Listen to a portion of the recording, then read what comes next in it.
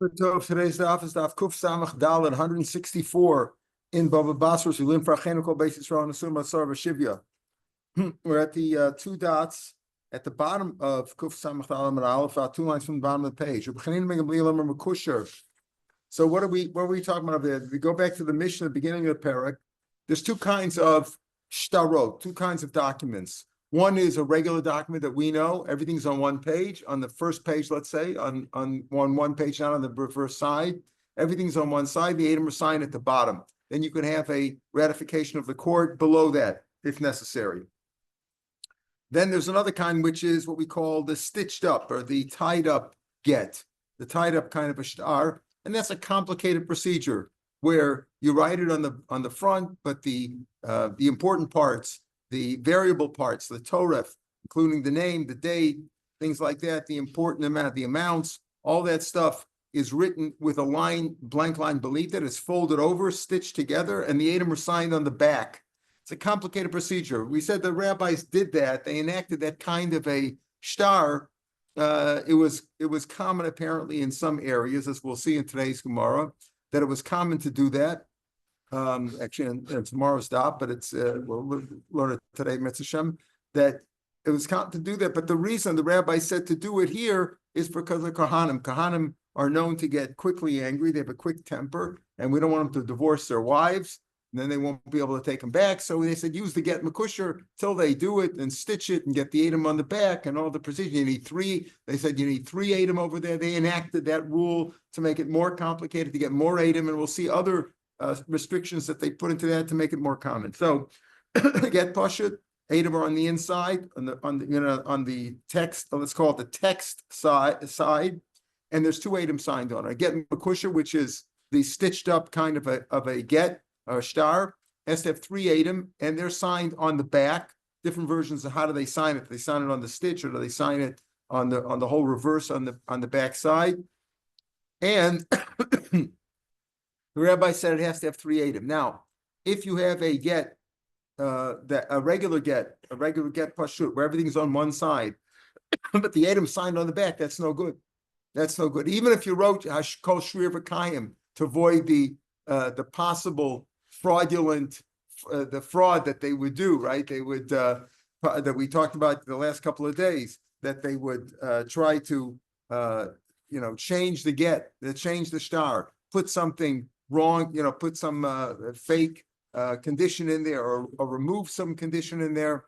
If you didn't have a kol Shiur v'kayim, which is the end, even if you had that in there, still the rabbi said the item have to be signed on the front of the get, on the text size. If they put it on the back, it's puzzle.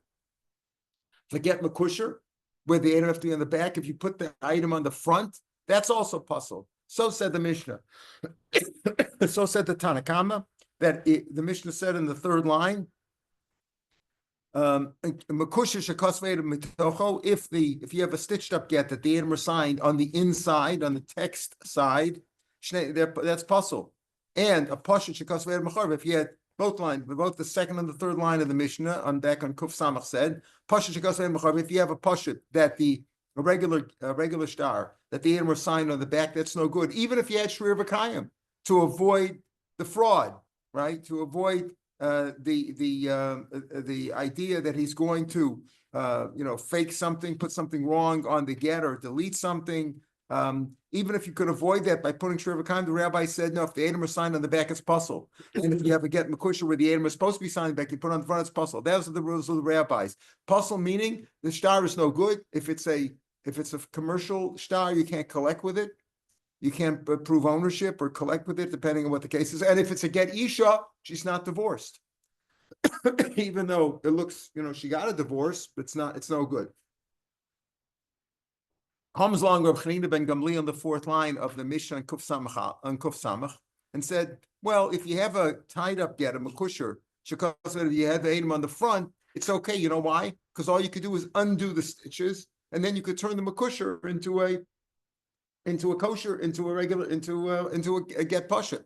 You see, if you have a get pashut that has 2 items signed on it, then you can't turn that into a makusher because you need 3 items. But if you have a get makusher which has 3 item, and what's their issue? well, it's 3 Adam, but they're signed on the back with the stitches. Well, you know what? If they're signed in the front, I could turn it into a get pashut. Just undo the stitches, and I got 3 Adam of the month. 3 is even better than 2.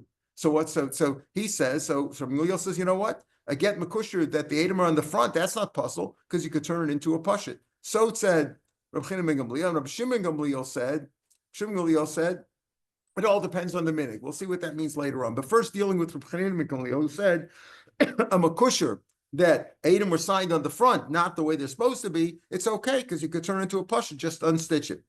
So the last line, excuse me, on Kuf Samach Dalet Amud Aleph,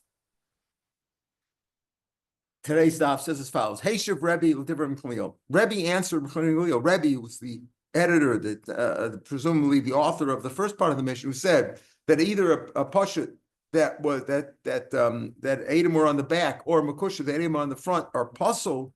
And Gamliel says no, it's not. Not a makusha is okay if it's on the Adam on the front. Just turn it into a pashut. So Rebbe's answer from Gamliel, you say that you could turn a makusher into a pashut and therefore it's valid. Well, I'll tell you something. There's another problem over here. The date is not the same. Now we know normally when you write a get, when you write any star, you're supposed to put the current date on. If you make the date earlier, a get mukdam, that's no good because somebody's going to cheat, right? Because if it was written for, let's say today is December, and you wrote it for November. So let's say I sold some property at the end of November, right? You're going to be able to collect that property, even though that's not fair because I just made the deal with you today. You have a lien from today.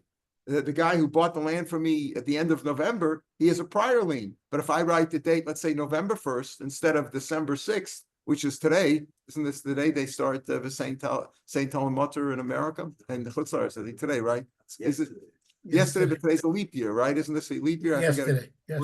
Right? Yeah. So they start Saint Talmud. That's a reminder. If you haven't davened Marav yet, Rumi, you could say Saint Talmud. Yeah. They're not the same. Why? Because a get mukdam is a get. When I say get, I mean any star. If it's earlier, that's no good. A get meucher, some say it's okay. Let's say today is December, and I write on it January 2025. Okay, so that means that you only have a lien on property of mine from January. If the other person agrees to that, okay, usually that's okay. However, there's a different problem here because on a get makusher, which was not only that the Jews did it, the rabbi said use the get makusher for Kohanim. There was a common area where they did cut. There was a common thing to do in certain localities in the olden days that they did this get makusher, not because of Kohanim necessarily. The Goyim did that too. So he said like this: the Zman is not the same. What do we mean by that? Why shouldn't the Zman be the same? What's the difference? Now, in those days, they didn't have like we have today. Even in olden Jewish times, they didn't count by from Bria Sa'olam like we do today. Today we say it's the year 5785. So that's from Bria Sa'olam. The world was created 5,785 years ago. In the old days, they went by the king, whether it was a Jewish king or a Goyish king, whatever the minhag was in that place. So when they said, okay, it's the 5th year of King James's reign, whatever it was. Okay. So what happened was though, in certain areas, they would add a year on to give him kavod, to say, it's not like they in his first year, they would say this is the 2nd year of King James, as if to say, okay, he's going to have a long, we're going to give him covet. It's already the 2nd year, like he's already been king for a long time. And the minhag was pashut, if it would say regular get, that a regular star, that everything's on the inside. Melech shana, melech shana. If he's in his first year, you count him 1 year. If he finished the year, it's 1 year. Shtayim, melech shtayim. If it's 2 years, you count it 2 years. That's the normal way we would do it. If he's in his first year, we'd say this is the first year of the king's reign. Second year. Makusher, if it was a makusher, malach shana, malach shtayim. If he was in his first year, they counted it as a 2nd year. In other words, what does that effectively make it? They make it a get mukdam. A get mukdam. Why? Because they say that in the first year of his reign, they count that as a 2nd year, meaning he started reigning over a year ago. So get makushim elachshana maraloshtaim shtayim maralosham. If he's in the 2nd year, they count it as his 3rd year, as if to say, okay, this document has been written in the 3rd year of the king's reign. It's really only his 2nd year, but it looks like he's been already for three, it looks like the third. Now, if it's a get makusher, they know it's a get makusher. When they say the third year, they really mean the second year. When they say the second year, they really mean the first year. That's fine. But if you take the makusher and you turn it into a pashut, and it says the third year, meaning it was really on the second year, but they'll think it's really the third year. So if you say, for example, just to use a common thing, if I say it's the year 2020, let's say now is the year 2024, and we write on a get makusher, we write 2025, right? As if it's been around for, 2025. So if you write the third, it's really not the other way around. If it's 2024 and I wrote on it 2023, let's say 2023, that's not really fair because the deal was only done in 2024. And it looks like it was done in 2023. He's going to be able to collect from them because I said this is already the second year. It's not the second, it's really the first year. So that's going to be a problem. Again, look inside in the third line. Shnayim Makusher Makusher milestone. If he grew for a year, the content is the second year. Shnayim Gimel. They did it for the cover. The Zimnin, what'll happen? Zimnin the Yosefine Zuze, he'll borrow money, let's say, but Makusher, he'll borrow money with a Makusher, with a document that's makusher where they date they add a year to the king's reign. And then let's say the borrower has some money, Beni paid him back. Uparale paid him back. He had some money, paid off the loan. But what happened? But Omerle, Havli Shtori, and he says, give me the star. You know what? When the borrower pays back the money, he says, okay, give me the IOU so I can tear it up. You won't collect again. But Omerle, and he tells him, I've lost it. I lost my star. Because of late tafra, so he writes a receipt. Okay, give me a receipt. If you can't give me the star because you've lost the IOU, give me a receipt. Okay, so let's say he gives him a receipt, and the receipt says today's date. Okay, he gives him a receipt. And when it comes to the time that's written on the get, mishavale pashut, he's going to turn the get makusher into a pashut. So it looks like it has the real date on it, not the post-dated date that he wrote on it, like it's the second year of his reign. When it's the second year, right, the third year. V'amalei, hani, the other guy tells him, now you borrowed the money from me because it's like the pashut looks like, okay, you look at now. In other words, if you write on it, if the loan took place in 2024, right? And he writes on it as if it's really 2025. Why? Because he's been there for a couple of years. And he paid back the loan. The receipt is worthless because the receipt says he paid him back in the same year that he borrowed the money in 2024. And now he says, look, 2025. That means there was another loan here. You borrowed the money from now in 2025. In other words, you post-dated. I said before you predate, effectively you post-dated because you said it's in the second year. You said it's the third year of his reign. So you wrote it with a different date. So the problem over here is, he says, Rebbe said to Rav Chanina, what do you mean you could turn a get makusher into a get pashut? You could turn a get makusher into simply opening. If the get makusher has the atom on the inside, then just open it up and you'll be fine. Yes, but the dates are different. A pashut always has the current date. A get makusher always has a later date. Why? What do you mean by a later date? We say it's in the third year of his reign. It's in the third year of his reign. But if it's really in the third year of his, in the get makusher, when you write the third year of his reign, what year is it really? The second year of his reign, right? So he wrote it as if it's 2025, the third year of his reign, but it's really only the second year of his reign. But if you take that get and turn it into a pashut and you write 2025 on it, that means it's the real date. So the loan really took place when? In the 2024. And he paid him back in 2024, but he didn't have the IOU with him. So he said, give me a receipt. He wrote a receipt for 2024. Now he turns that original IOU, he finds it, of course, it was in the closet in a drawer, finds IOU, the IOU was makusher. He opened it up, it says 2025 on it. Oh, this is a new loan. You paid me back. That was a different loan you paid me back for. So this will turn out to be a fraud. So the answer, so Rebbe said to Rav Chanina ben Gamliel, how can you say that get makusher that has the atom on the inside? Not a problem. You'll just turn it into a get pusher, but there's different, the dates are different.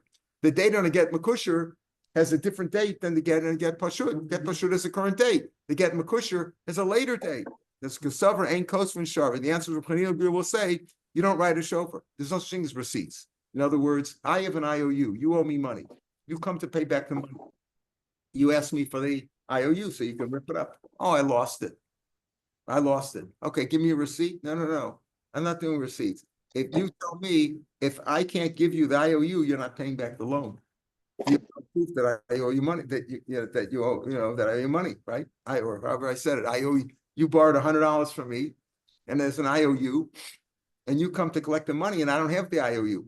Then you don't have to pay me back. That's what he holds. You don't write receipts. Receipts are a problem. People have to hold on to. Do you have the receipt? You go to the store. Do you have a receipt? Do you have the proof of purchase? No, no good.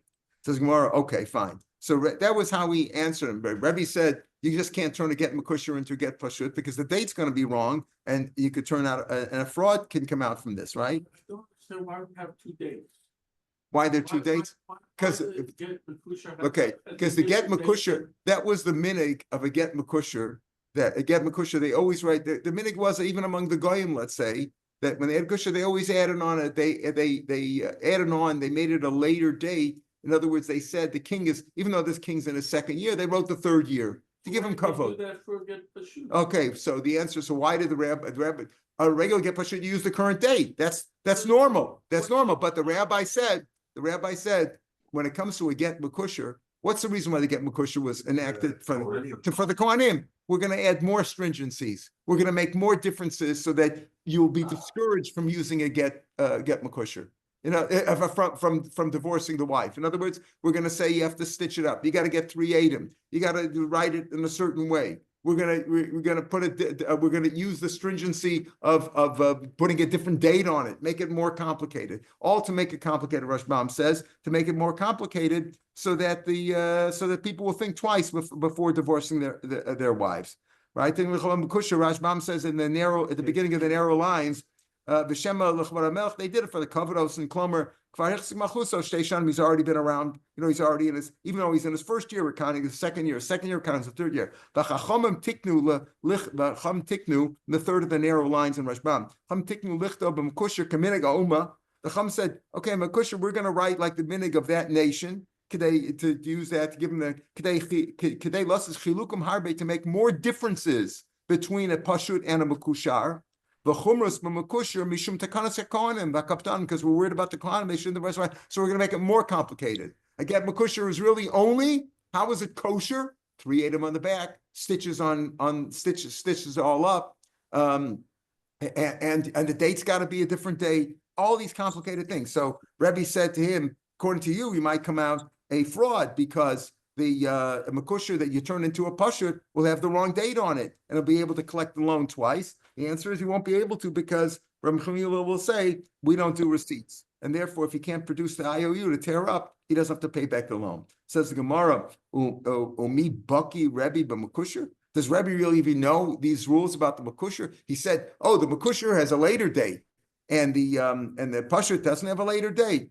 Does he know these differences? Vahu makusher. There was a makusher. The asli coming came for a Rebbe. There was a get makusher. Vam Rebbe shtar mucharus. It's a muchar. In other words, it's a post-dated document. It's a post-dated document because today is a certain date, and this has a date of a year later. Amarle Zonin. Zonin was one of his colleagues. Zonin LeRebbe. That's the minig in this country. That's the minig of this nation that they write it. If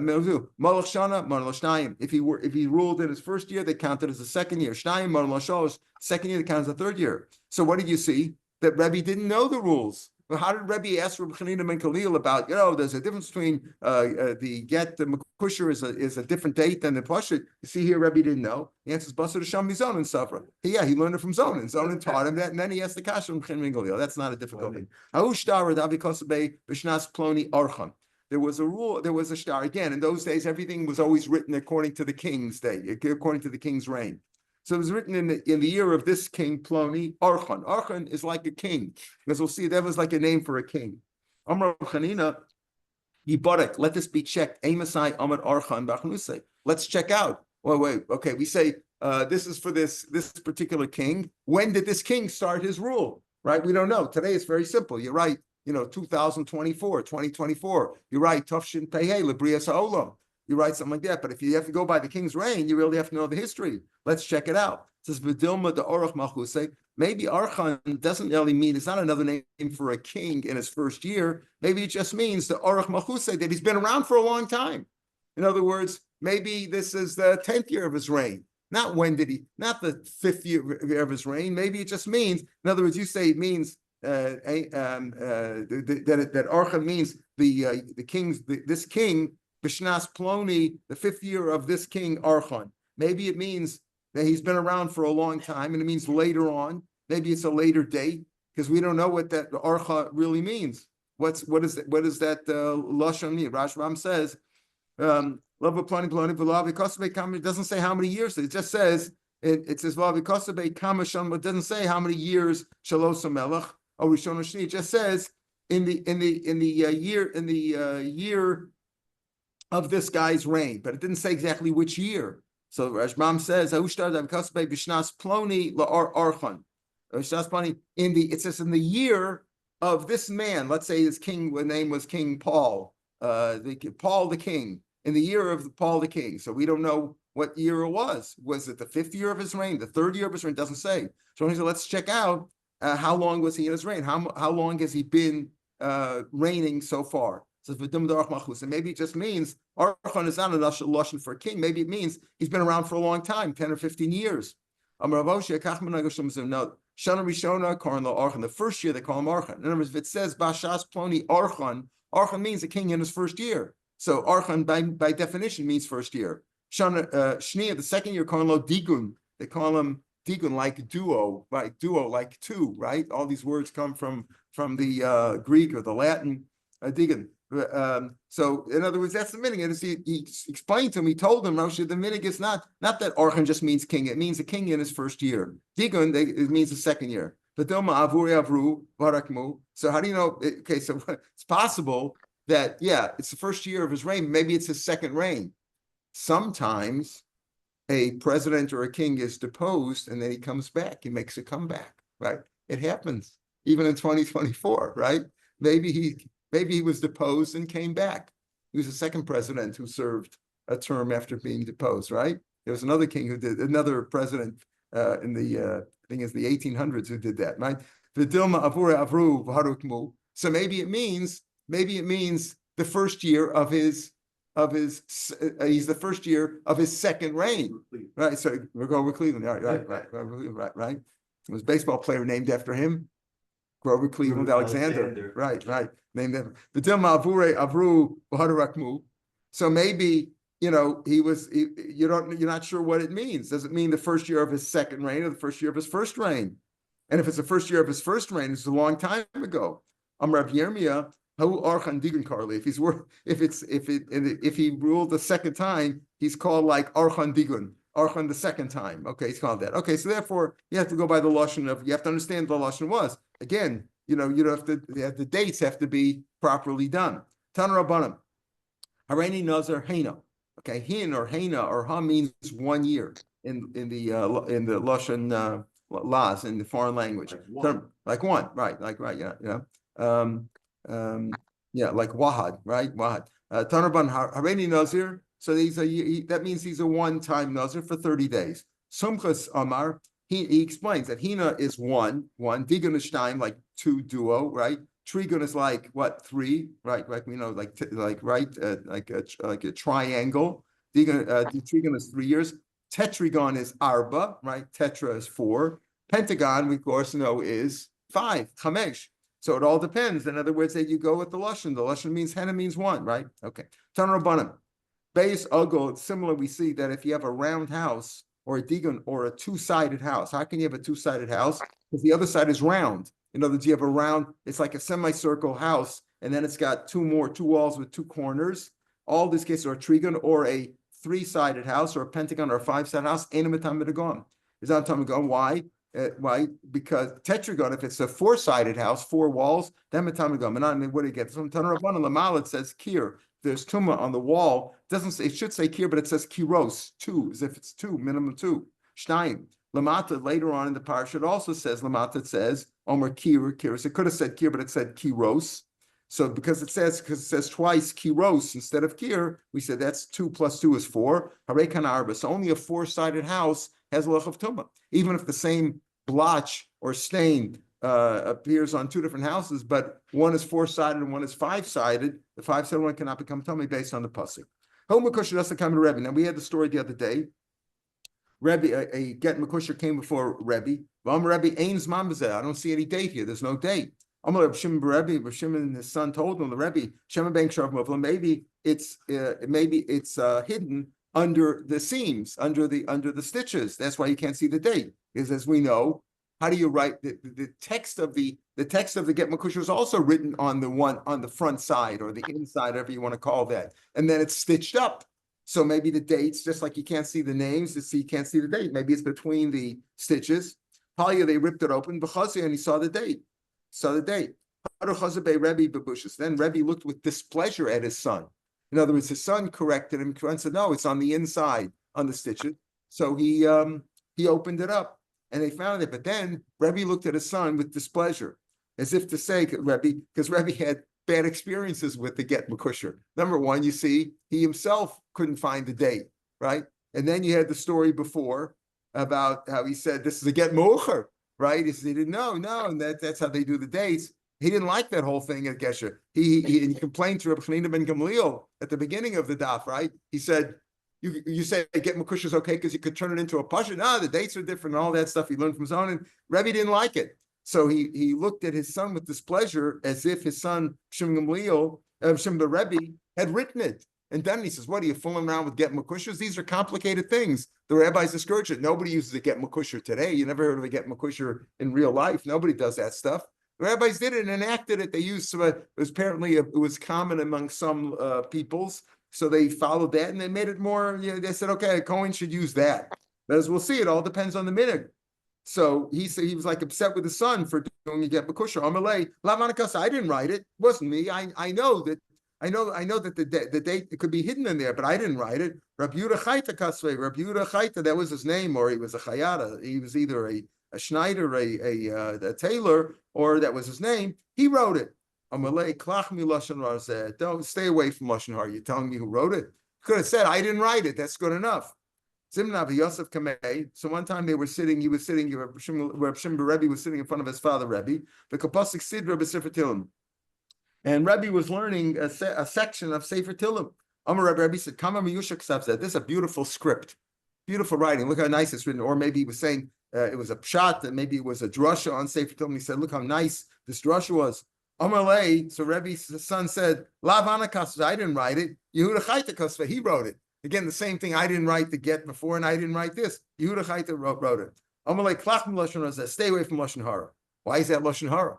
He said, "Oh, nice of us." So Bishlam Mahasam Ika Lashon Hara. When Rebbe didn't like people to write get Mekusher, and he was upset with it, and his son told him, "Oh, Rabbi Yehuda Chayta wrote it, not me." Oh, that's Lashon Hara, because he was upset, because he's trying to say, "I didn't do this bad thing. He did it." But over here, it was a compliment. So what's the Lashon Hara?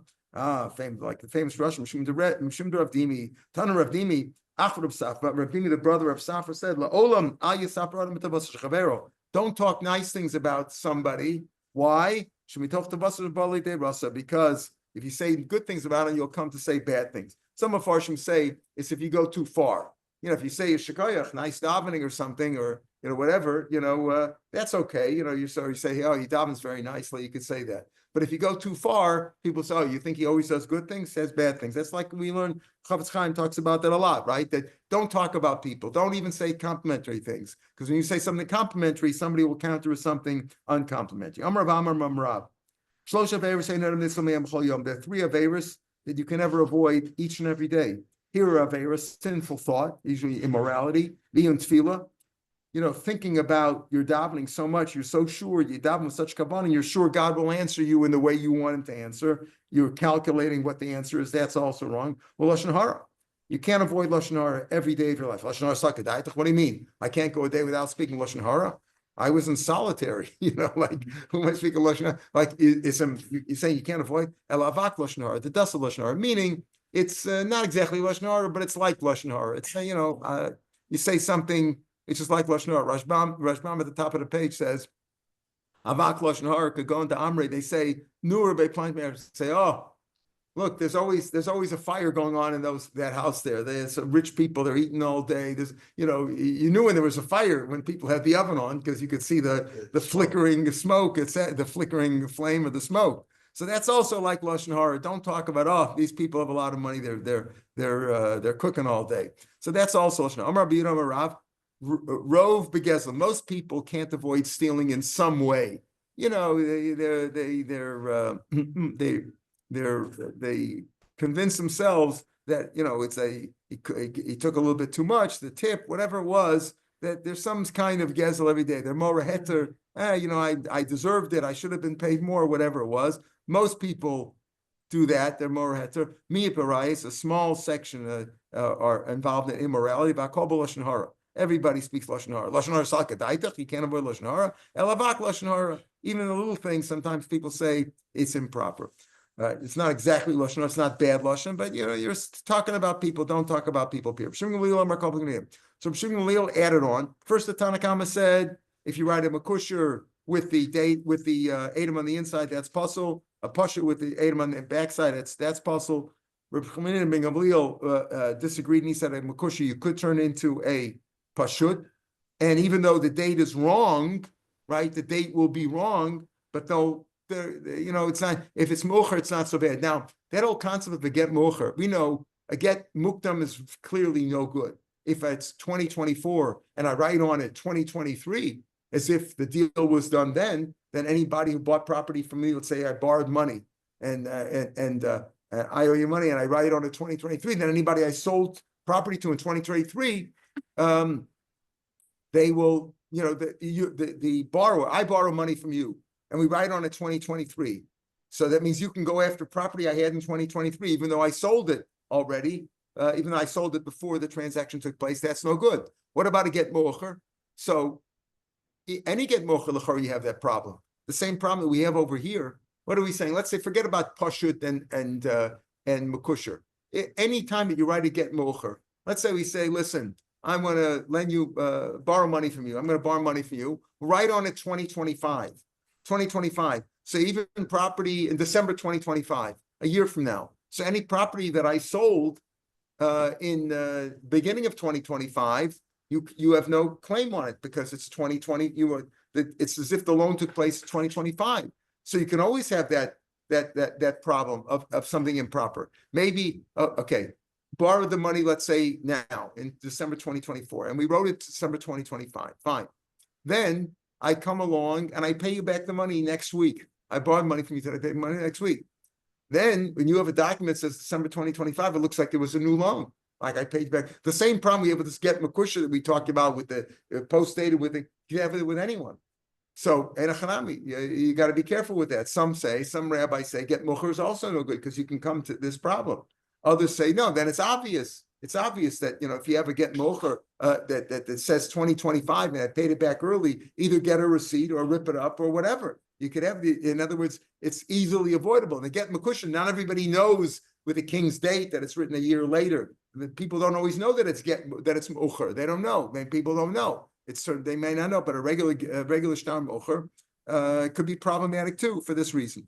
In other words, the idea is that the person who the creditor who agrees to a later date on the document a year later, he's willing to say, I forego any property that you sold in the interim year. He's willing to forego that, but it's still, you could have problems with it, like we explained. Right, Rav Shimon Gamliel Medina. Tanakama less than Medina. Doesn't the Tanakama Rebbe doesn't hold the minig Medina? Of course, you should follow the minig Medina. If the minig is to write makusher, you write makusher. If the minig is to write it pashut, you write it pashut. Says Amar Rav Ashi is like Basra, then he give pashut. If the minig is always to write that, they don't write get makusher in this locality. He says, listen, I'm going to write me a regular document pashut. Also, the makusher, he's makbid about that. Nobody does a get. Nobody does a makusher here. Everybody does pashut. So if you're a makushar, I didn't want that, and it's not a valid document, and a woman cannot be divorced with it if it's a divorce document. If the minig, everybody in that city, they do makusher. Because she said, give it to me the regular way, like makusher bazel, love it, pashin, man, pashin. He's makbid about that. I wanted a makusher like everybody else. So then everybody agrees it's okay. Keep pleading the machlokes between the Tanakama and Shimon Gamliel is ma'asr nigam pashut makusha. Minig is they're both minhagim in the city. Some people do pashut, some people makusha.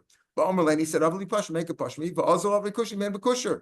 Marsa over Kpeda one says what that he's makbid. Now, why can't he just see the document before it gets signed? Maybe we're talking about Asmirit Lishma, didn't write Lishma, and he didn't write the right way. Different amount of Adam. Different amount of Adam, That's all what that, right, so Makusha. Marsa, no, but I'm saying, could he not reject it as soon as it's written? You know what I mean? As soon as he sees it's written the wrong way, whatever it was, he was makbid about it and it's not valid. But also love the Makusha. Marsa, one says, listen, I wanted Makusha, that's how he should have done. And therefore, that's the minig Medina. And that's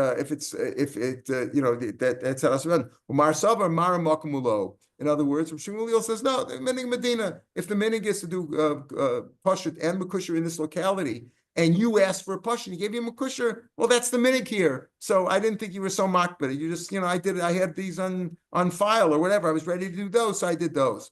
I'm going to buy it. So Bai says we have this elsewhere else in Shash. Shmuel, this sheet that we just had. Shmuel says, Kol minig Medina. In other words, the Tanakama says, Pashut is Pashut, Makusha is Makusha, and if whatever he asks for, that's what you have to give him. Otherwise, it's no good.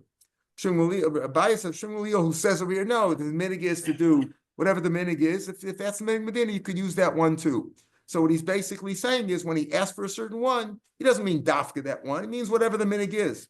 So Abaye said Shmuel and Rab Shimon and Rab Lazar, two other rabbis that we're going to say coolest for, they all hold Mar Makamo. He's just showing him a place, meaning he's just saying, this is the way I want it done, but if you did it the other way, it's okay too. Where do we see that? Shmuel, what we just said, that he's not mocked, but he's just saying, do it this way, right? Rashbam says, "Be'afagav the minig Medina bein pashut and makusha, keeping the amalei pashut kpeidu."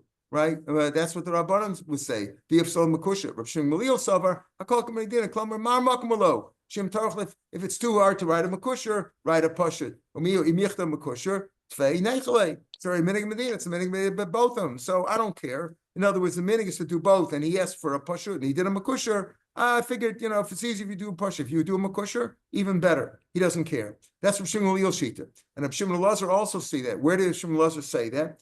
Shimon the Tanan, Shimon Omer, Im hit the Lishvach. Let's say a man says to a woman, I'm gonna be engaged to me, Makadash you, be betrothed to me with this silver ring. Give me a silver ring. And he gives her a gold ring of the same weight. Gold's worth more, right? So would you say he's makbid?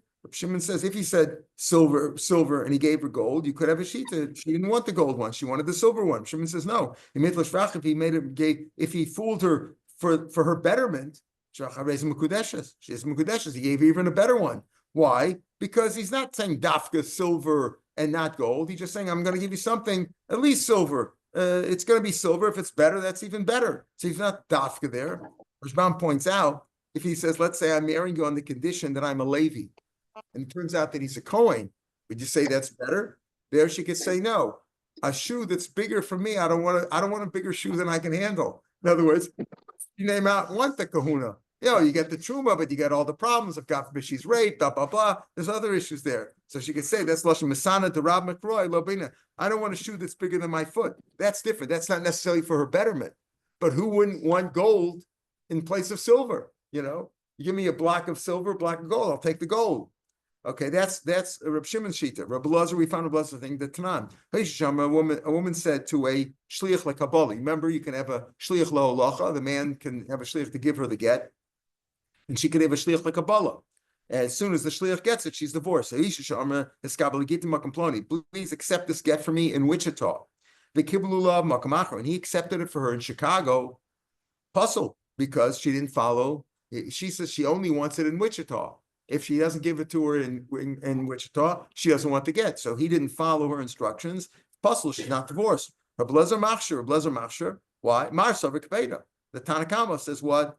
That no, she wanted dafka in Wichita, not in Chicago. Whereas Reb Lezer says it's kosher Marsa Mar Makumlo. She's simply instructing him. That's probably where you'll meet the guy. You'll probably meet the husband or his messenger in Wichita, where he's located. But if you meet him in Chicago, that's okay too. Just showing him the place. In other words, he's not makbid, he's not particular about that. All right, so this ends this piece. Tomorrow's daf from the two dots will be on the podcast of Mitzvah Shem on Shabbos, and on Sunday, Mitzvah Shem, the podcast will take you to the fifth line on Sunday's daf, Kuf Samach Vav, and maybe we'll start from the Gemara after the Mishnah on Kuf Samachem and Beis on Shabbos' daf. Shabbat Shalom L'Kulam B'Sorot Tovot. Shabbat Shalom.